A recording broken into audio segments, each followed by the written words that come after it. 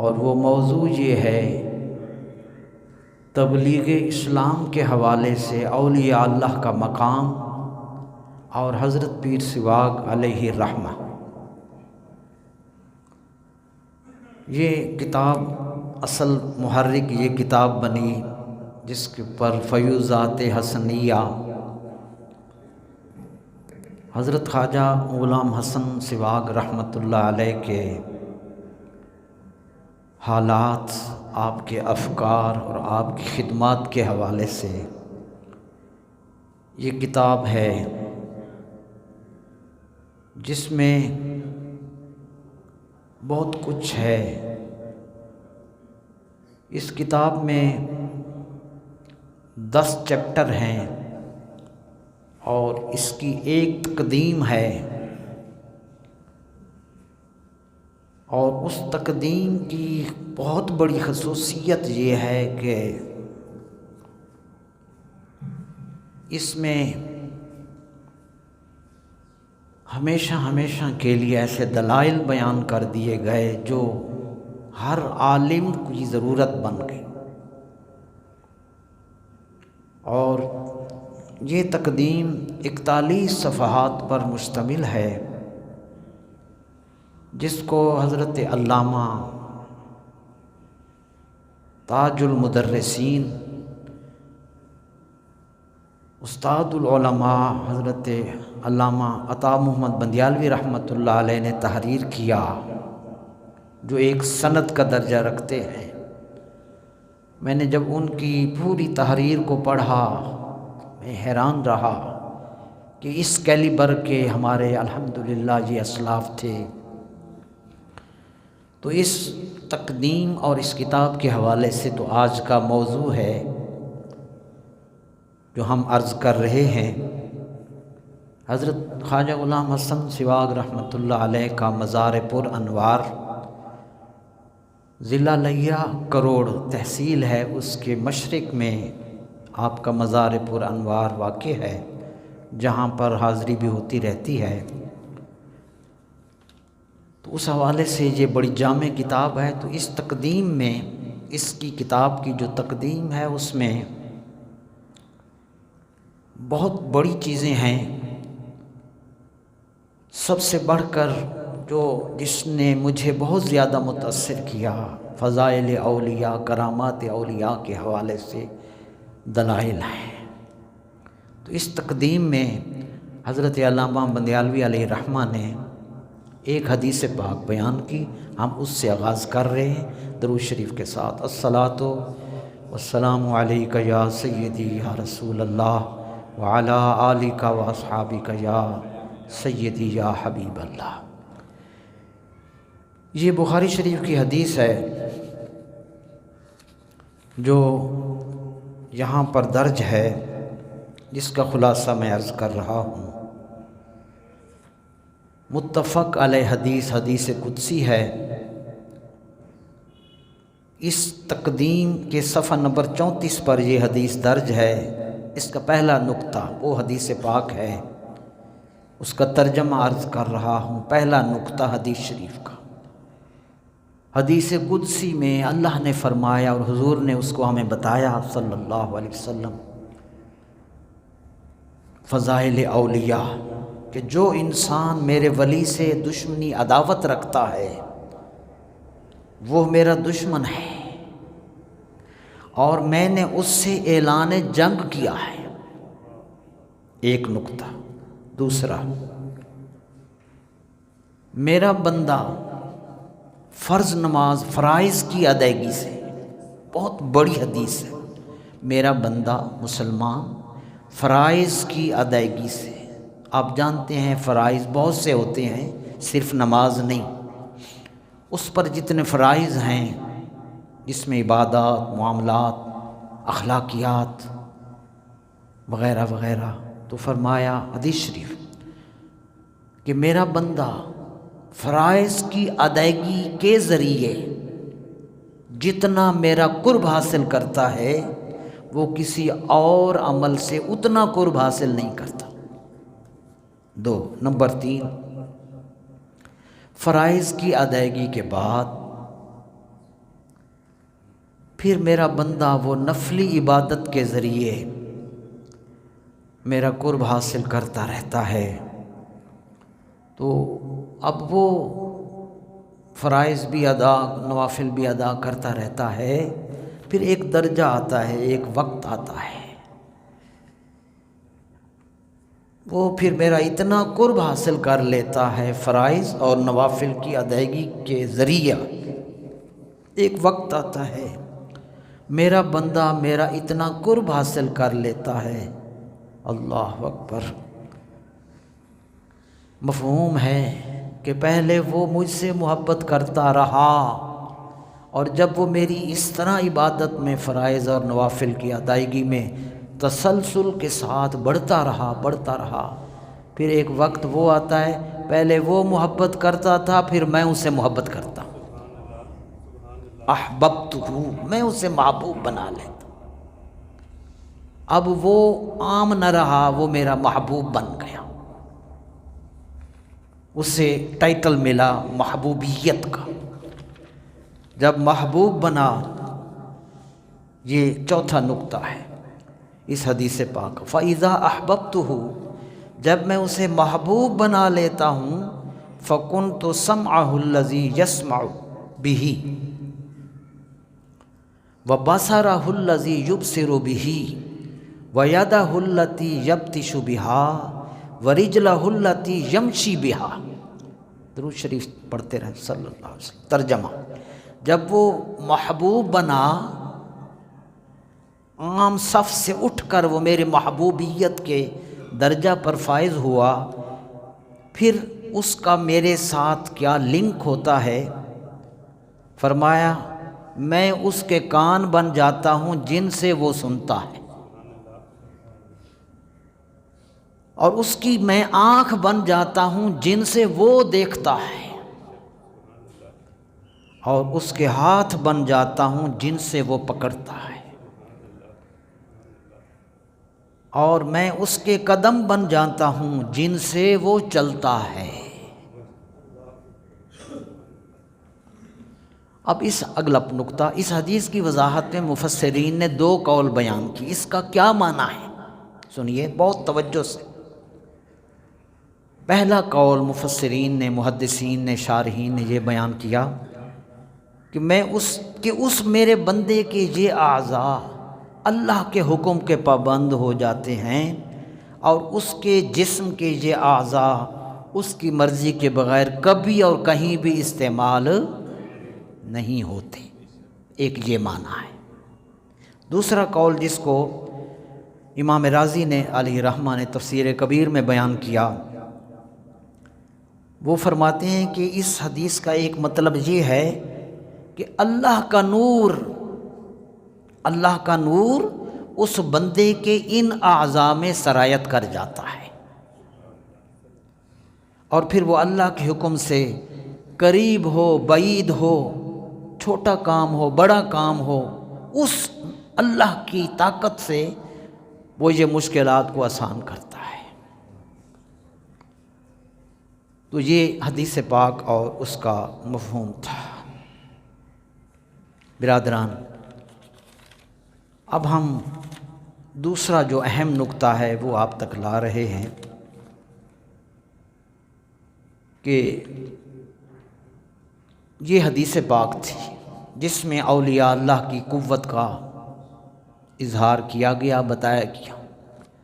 اب ہم قرآن کریم کی طرف جب رخ کرتے ہیں تو اولیاء اللہ کی ان کرامات اور ان کی خدمات کے حوالے سے، صداقت کے حوالے سے سورہ نمل کی آیات نمبر 38 تا 40 یہ ہماری رہنمائی کرتی ہیں۔ بہت دلچسپ واقعہ ہے، آپ سب سنیں گے، میرا آپ کا ایمان تازہ ہو جائے گا۔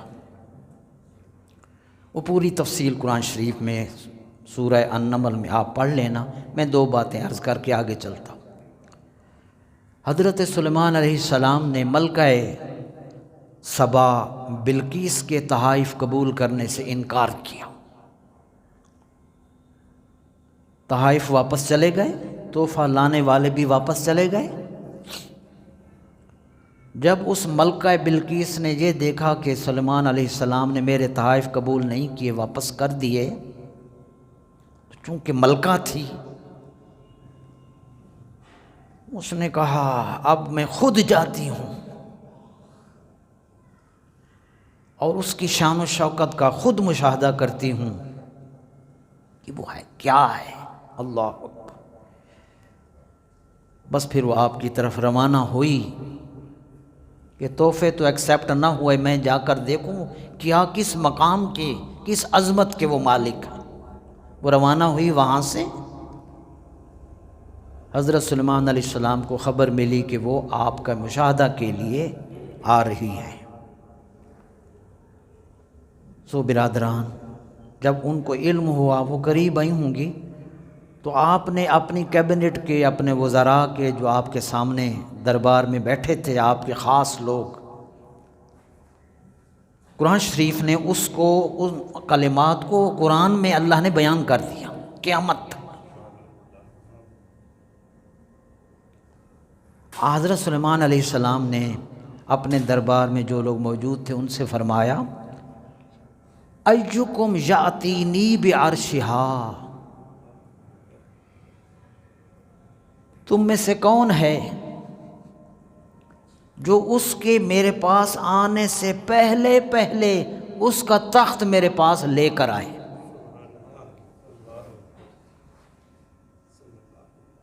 فاصلہ کتنا تھا؟ فاصلہ تفسیر ضیاء القرآن میں فرمایا بیت المقدس سے اس کا تخت کا فاصلہ 1500 میل تھا۔ کتنا؟ 1500 میل جانے میں اور 1500 میل واپس آنے میں، 3000 کلومیٹر بنتے ہیں، تقریباً 5000، جیسے یہاں سے جدہ شریف ہے، 5000 آنے جانے میں ٹائم ہے، اتنی دور۔ سلیمان علیہ السلام نے فرمایا تم میں سے کون ہے اس کا تخت اس کے آنے سے پہلے لے آئے؟ ایک جن اٹھا، یہ بائی روڈ بائی ایئر کی بات نہیں ہے، یہ طاقت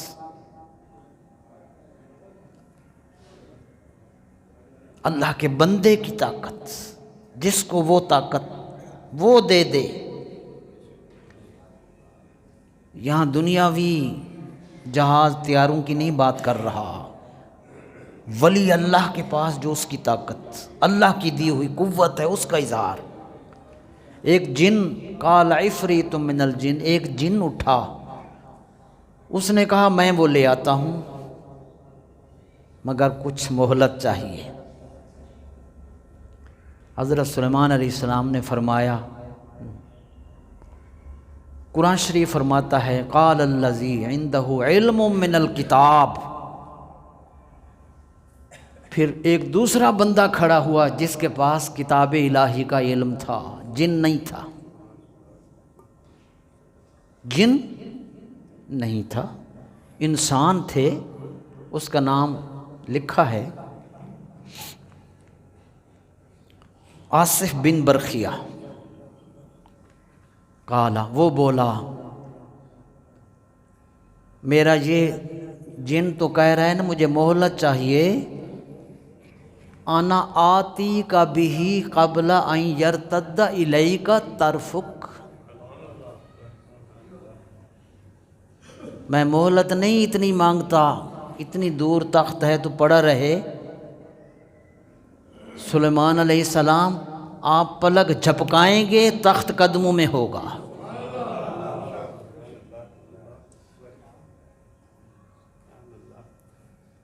اجازت دے دیں، انہوں نے کہا اجازت ہے، بس پیغمبر کی کرم نوازی۔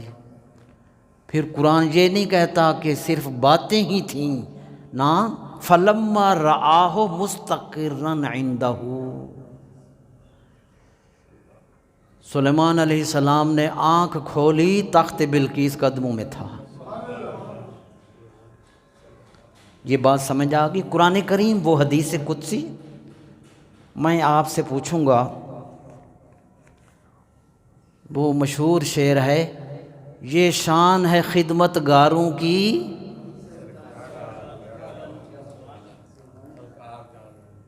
یہ شان ہے خدمت گاروں کی، سردار کا عالم کیا ہوگا؟ تخت آ گیا میرے برادران۔ اگر سلیمان علیہ السلام کے امت کے ولی کی قوت کا یہ حال ہے تو امام الانبیاء حضرت محمد مصطفیٰ صلی اللہ علیہ وسلم کے امت کی ولی کی پرواز کا کیا حال ہو؟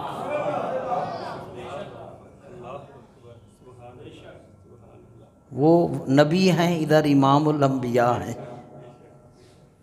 تو میرے برادران، ہم یہاں اسی فیوضات حسنیہ کے حوالے سے حضور کی امت کی اسلام کی حقانیت میں ان کی خدمات اور ان کی عظمتوں کا ذکر ہے۔ اسی فیوضات حسنیہ کے صفحہ نمبر غالباً 61 پر، ہاں جی، صفحہ نمبر 61 پر یہ ساری عبارت موجود ہے۔ وہ ان کا مقام آپ نے سن لیا۔ اب میں پہلے کتاب کا حوالہ علماء کی وجہ سے آپ کو بھی بتا رہا ہوں، علماء کی خدمت میں بھی عرض کر رہا ہوں۔ اس کتاب میں حضرت علامہ بندیالوی رحمۃ اللہ علیہ نے فیوضات حسنیہ کے صفحہ نمبر 61 پر کتاب کا نام لکھا شرح عقائد، اس کی شرح ہے نبراس، اس کا حوالہ درج ہے، عربی بھی ترجمہ بھی۔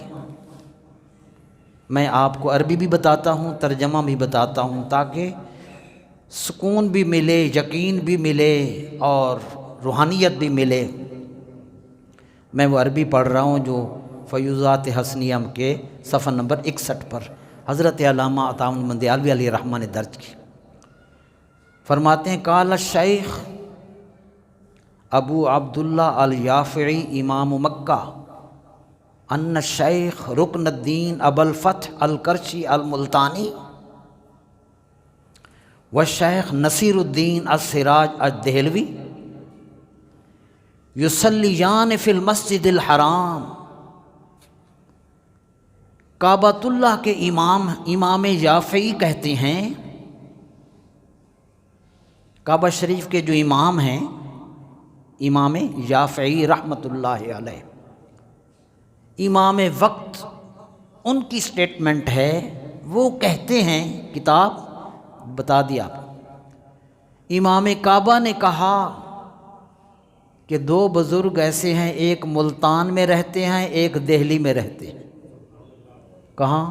ملتان میں، دوسرے دہلی میں۔ دہلی والوں کا نام ہے نصیر الدین چراغ دہلوی، اور ملتان والے ہیں حضرت شاہ رکن الدین والعالم ملتانی۔ فرمایا یصلیان فی المسجد الحرام، فرمایا وہ ہمیشہ وہاں رہ کر میری اقتداء میں خانہ کعبہ میں نماز پڑھتے ہیں۔ رہائش کہاں، نماز کہاں؟ امام کعبہ کہہ رہے ہیں۔ یہ حضور کے امتی اور اولیاء کی قوت کا حال تھا۔ اللہ اکبر۔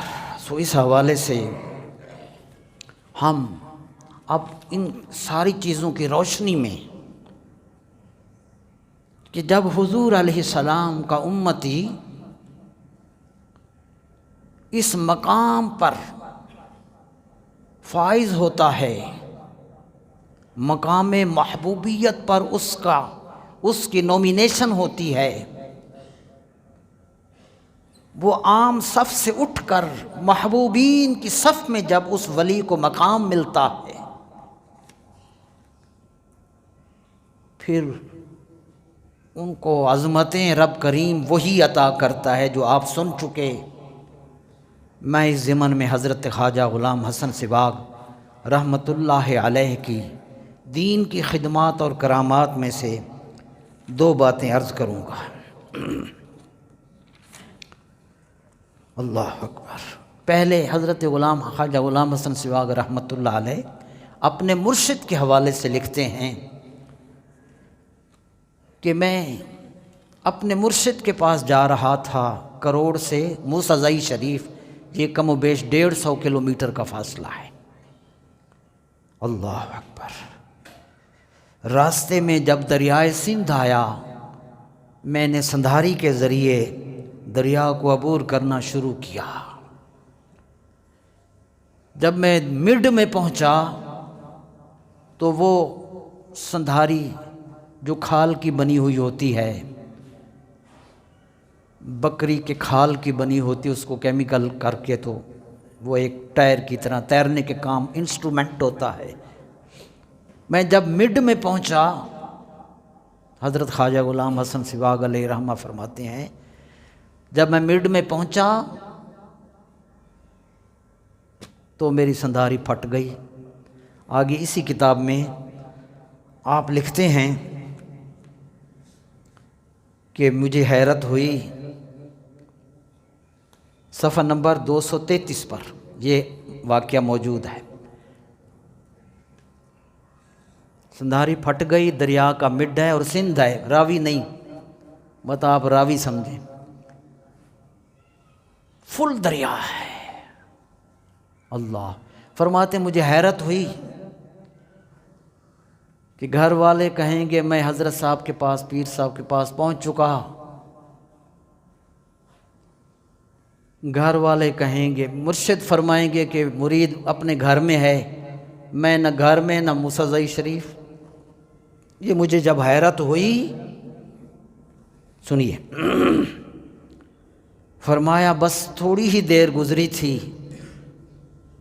اللہ اکبر، سبحان اللہ۔ وہ حدیث ذہن میں رکھنا کہ رب طاقت دیتا ہے۔ فرماتے ہیں بس تھوڑی ہی دیر گزری، اچانک میرے مرشد کریم حضرت خواجہ محمد عثمان دمانی رحمۃ اللہ علیہ کی شکل ظاہر ہوئی اور آپ نے میرے دائیں ہاتھ سے پکڑا، کنارے پر لگا دیا۔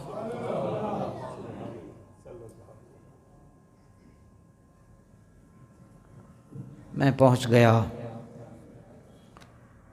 تو یہ ان کے مرشد کا اعزاز ہے اور کمال۔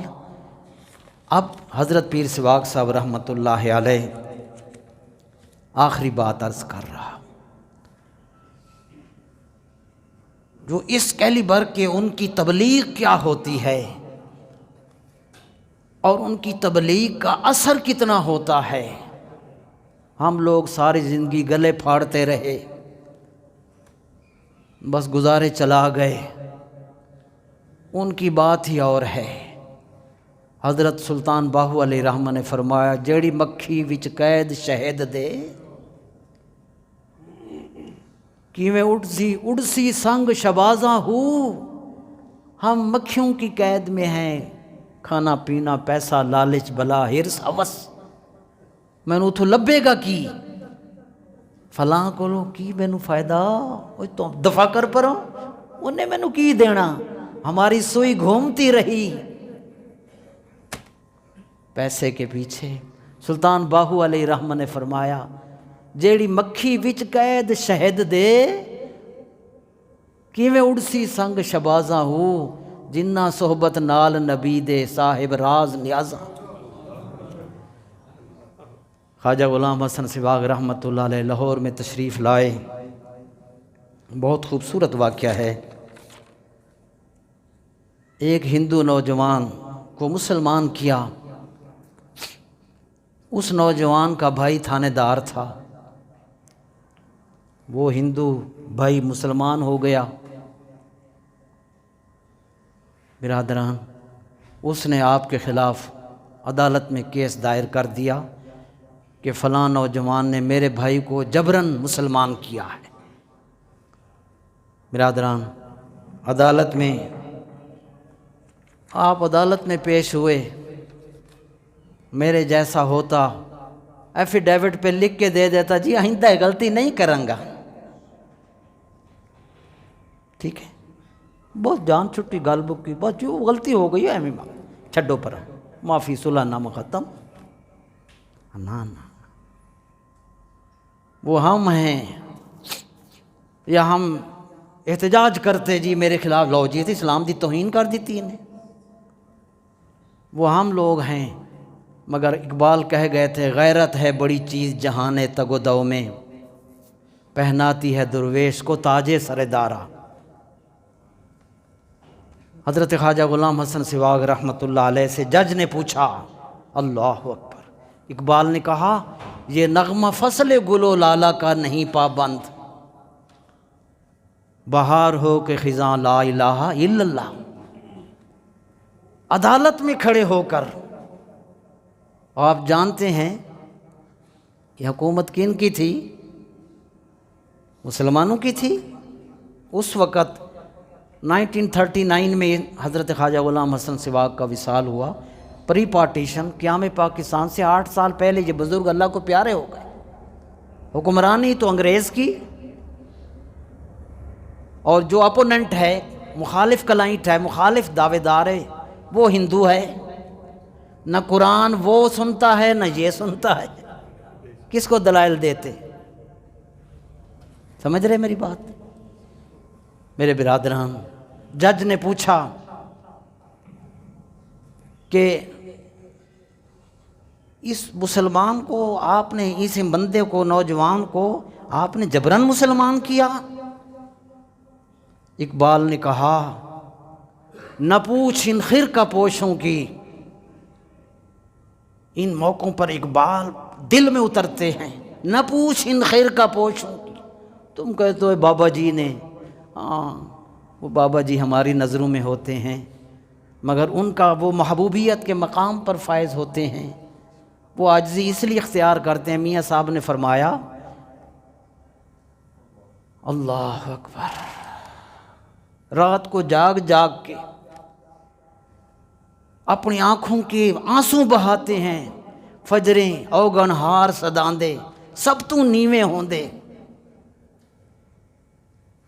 میرے برادران، علامہ نے فرمایا نہ پوچھ ان خرقہ پوشوں کی، ارادت ہو تو دیکھ ان سے، جدے بیضا لیے بیٹھے ہیں اپنی آستینوں میں، تو دیکھتا جو نہیں، تیری نظر مادی نظر ہے، پیسہ کتھوں آئے گا، تو اس میں الجھا ہوا ہے۔ پیر صاحب کو اے جیاں تویز لواں، جاندیں چھکا لگے کاروبار دا، بزنس اسمان تے چلی جائے۔ باقی پیر صاحب نے ایسا دم کیتا ہے، پھوک ماری تے کم تار دیتا۔ ہم دنیا کے لیے بزرگوں سے تعلق رکھتے ہیں، یہ چھوٹی چیزیں ہیں، یہ تو جھونگے میں مل جاتی ہیں۔ اللہ والوں سے تعلق اللہ کے لیے رکھو۔ علامہ نے فرمایا تھا جس کا عمل ہے بے غرض، اس کی جزا کچھ اور ہے۔ حور و خیام سے گزر، بادہ و جام سے گزر۔ اور مولانا روم نے فرمایا گفتہ اللہ بود، گرچہ از حلقوم عبداللہ بود۔ اللہ کا بندہ جب زبان ہلاتا ہے، زبان بندے کی ہل رہی ہوتی ہے، مگر وہ کہہ رہا ہوتا ہے۔ پیر صاحب سے پوچھا جج نے، اس جوان کو آپ نے جبراً مسلمان کیا؟ آپ جوش میں آ گئے، اشارہ فرمایا اس نوجوان کو تو میں نے مسلمان کیا ہے۔ انگلی سے اس ہندو تھانے دار کی طرف اشارہ کرتے ہوئے فرمایا اس کو کس نے مسلمان کیا ہے؟ انگلی اٹھی، دلائل نہیں، اللہ، بس انگلی ہی اٹھی تھی اس کے قلب کی طرف۔ وہ حدیث میں آیا لَإِنْ سَأَلَنِي لَأُعْطِيَنَّهُ، تم مانگتے رہو میں سب کی سنتا ہوں، ہاں میرا محبوب جب یوں کرتا ہے پھر دیتا نہیں، ضرور عطا کرتا۔ بس انگلی ادھر اٹھی، توجہ قلب کی جو مخالف اپوننٹ تھا، کلائنٹ تھا، مدعی تھا، پیر صاحب کو جیل میں ڈلوانا چاہتا تھا، پیر صاحب نے جب یہ جملہ کہہ کے انگلی اٹھائی، اس کی زبان پر کلمہ حضور کا جاری ہو گیا، لا الہ الا اللہ محمد رسول اللہ۔ نگاہ ولی میں وہ تاثیر دیکھی، بدلتی ہزاروں کی تقدیر دیکھی۔ سو اس طرح یہ اولیاء اٹھے۔ معین الدین اجمیری نے 90 لاکھ ہندوؤں کو کلمہ یوں ہی پڑھا دیا تھا، پیچھے حکم اور نگاہ کرم حضور کی ہوتی ہے کہ میرے امتی تیرا کام ہے صدا لگانا، کام ہم نے کرا دینا ہے۔ سو تو یہ ہے اولیاء اللہ کی تبلیغ